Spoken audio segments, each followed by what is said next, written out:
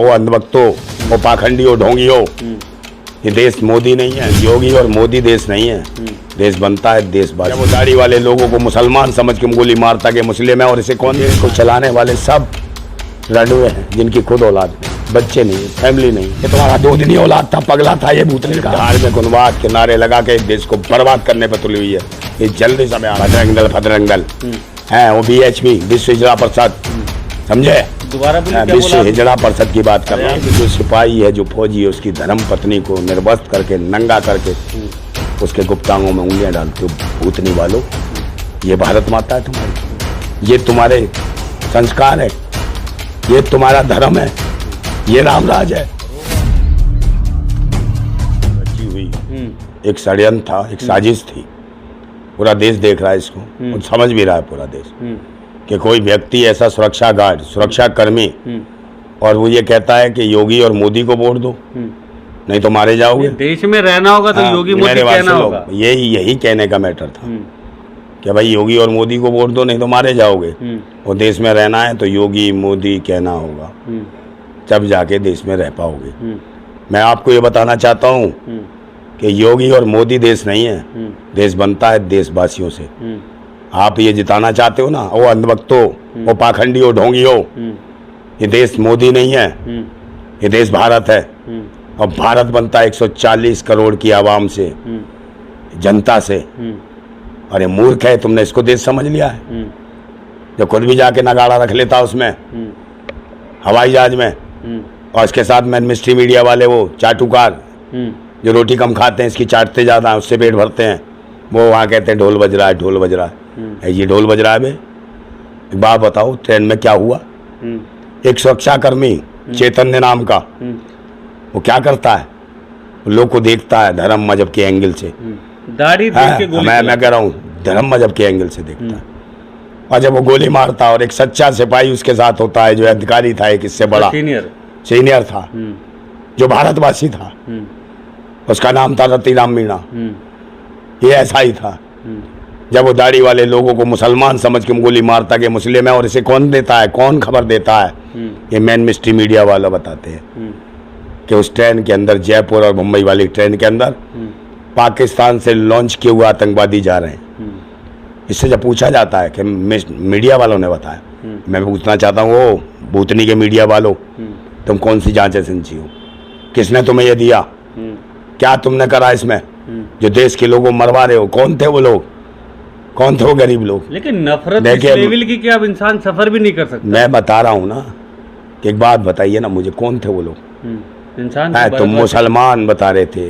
अरे भारत, मेरे बात सुनो, आप मुसलमान बता रहे थे। कौन थे? देश के नागरिक थे, भारत के वो नागरिक थे जो बच्चों के लिए कमाने गए थे कहीं, और कहीं से आ रहे थे अपने परिवार के लिए। भूतनी वालों, उनको मार दिया तुमने, शरीफ लोगों को, जो मजदूरी करते थे, मेहनत करते थे, आज अपने घर जा रहे थे। उनको इंतजार था, उनका इंतजार था, उनकी माओं को उनका इंतजार था कि हमारे बच्चे आ रहे होंगे, उनकी पत्नियों को इंतजार था कि हमारे शोहर आ रहे होंगे, उनके छोटे छोटे बच्चों को इंतजार था कि हमारे अब्बू आ रहे होंगे, हमारे लिए खिलौने लाएंगे, मिठाई लाएंगे, हमें कपड़े दिलवाएंगे। उन बच्चों की आशाओं और इच्छाओं का कत्ल किया तुमने, उम्मीदों को तोड़ दिया, और उनकी उम्मीदों को तोड़ दिया। ये भविष्य है भारत का, भारत चीख रहा है। और जब ये खबर उसके घर में ये पहुंची होगी, तो उस माँ का कलेजा कैसे फटा होगा जिसने अपनी छाती से लगा के इन बच्चों को स्तनपान कराया होगा, अपने 9 महीने पेट में रख के खून सींच के, खून पिला के इसको पाला होगा। उनके दिन से पूछो। लेकिन है, मगर तुम्हें क्या फर्क पड़ता है? तुम्हें माँ का दर्द पता नहीं, तुम्हें ये नहीं पता कि परिवार क्या होता है, बच्चे क्या होते हैं। ये देश को चलाने वाले सब रडुए हैं जिनकी खुद औलाद नहीं, बच्चे नहीं है, फैमिली नहीं है, तो उन्हें क्या दर्द मालूम होगा? और जिस जवान को करा, जिस जवान ने ये हरकत करी, चैतन्य, मेरी बात सुन लो, चैतन्य ने, कौन था? उसको बताने लगी बाद में कि भाई वो मानसिक रोगी था, डिप्रेशन में था। अबे तो भूतनी वालों, तुम्हारी माँ का किसने भर्ती करा? किस भूतनी वाले ने इसको भर्ती करा? ये तुम्हारा 2 दिन ही औलाद था, पगला था ये भूतनी का, जिसके हाथ में 47 दे दी, और जिस मर्जी को भून रहा था वो, इसकी माँ की आंख। और फिर ये पकड़ लिया, सिर्फ उन्हीं के ऊपर गोली चली है, डिस्टर्ब ने, मेंटली डिस्टर्ब ने। जब तुम पकड़ने गए, तुम पे गोली क्यों नहीं चलाई उसने? आसानी से सरेंडर हो गया।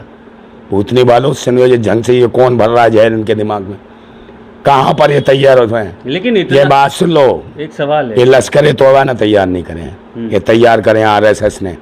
ये आरएसएस वो है जो राष्ट्रीय शोषण संघ है, जो धर्म मजहब जात पात के नाम पे पूरे देश में आतंक मचवा रही है। आप कह रहे हो मोदी मोदी, मोदी कुछ नहीं है। या तो देश की जनता रोदी रोदी हो रही है, भारत माता रोदी रोदी हो रही है, जगह जगह लोग रो रहे हैं, माताएं बहनें रो रही हैं, निर्वस्त्र करके इज्जत लूटी जा रही है। और ये महिला बाल विकास है।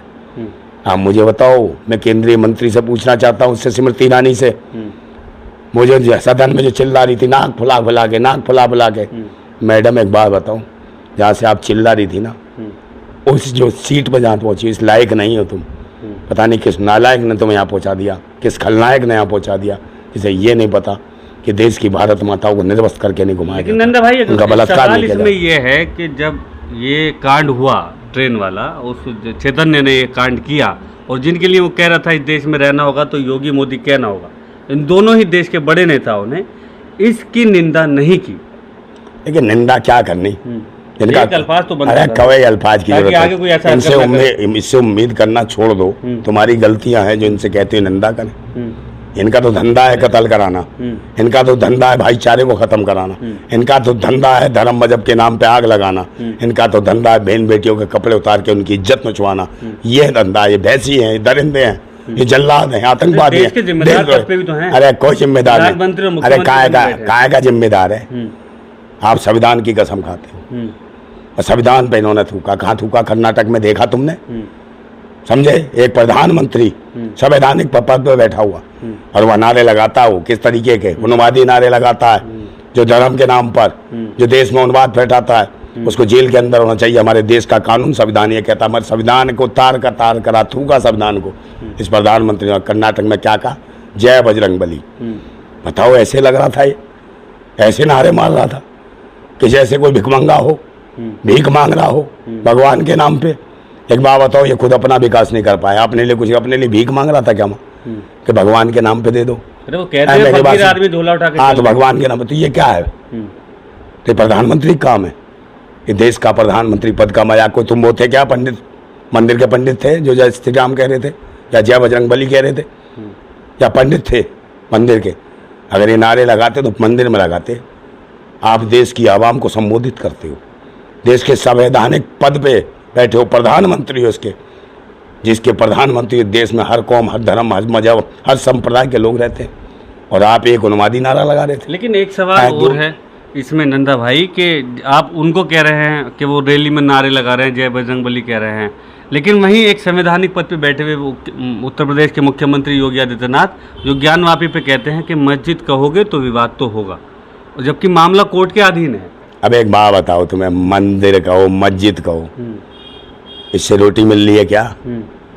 मंदिर मस्जिद के विवाद से कौन इस देश के ऊपर बैठे? तुम जैसे पाखंडी। अरे सरकारें तो बन रही, रोटी मिल रही नहीं। पहले बात सुन लो, देश की आवाम की बात करो। 140 करोड़, कितना युवा बेरोजगार है? 1 करोड़ युवा बेरोजगार हो रहा है हर साल। 1 करोड़ युवा रोजगार ढूंढना छोड़ दिया इनके शासन में। जानते हैं कमीनों की सरकार है, यहाँ रोजगार नहीं मिलेगा।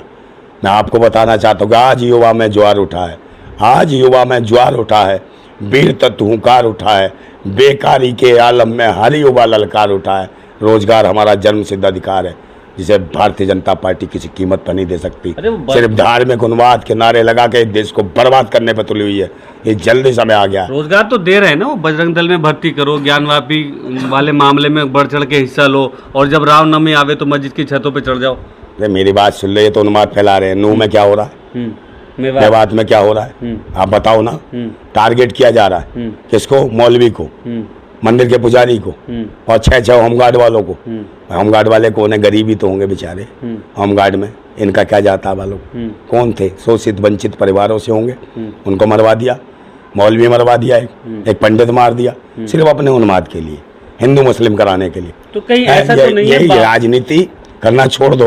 और जो आप कहते हो कि वहाँ कौन सी यात्रा निकल रही थी, कौन सी यात्रा निकल? ब्रजमंडल यात्रा, शोभा यात्रा। जी, शोभा यात्रा। शोभा यात्रा नहीं है, भारतवासी ये शोभा यात्रा नहीं है। ये भारतवासियों की सब यात्रा निकाल रहे थे। ये सब यात्रा निकालने का षड्यंत्र है भारतवासियों की। भारतवासियों अपने संविधान को बचाओ, अपने लोकतंत्र को बचाओ, अपने अधिकारों को लेकिन बचाओ। बजरंग दल का कहना है कि यात्रा के दौरान मुसलमानों ने पत्थरबाजी की। बजरंग दल भाई ये बहुत अच्छे हैं ना, ये सब उपद्रवी आतंकी हैं। बजरंग दल है, वो BHP विश्व हिजड़ा परिषद, समझे? दोबारा बोलिए, विश्व हिजड़ा परिषद की बात कर रहा हूँ।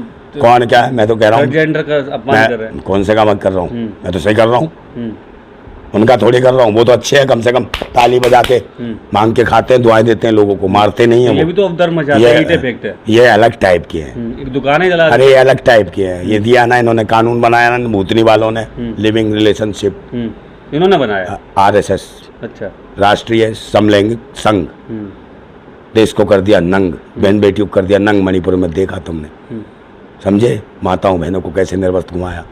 वहाँ शोभा यात्रा निकालोगे, वहाँ क्यों नहीं दिखाते हो शोभा यात्रा? वहाँ शर्म आती है?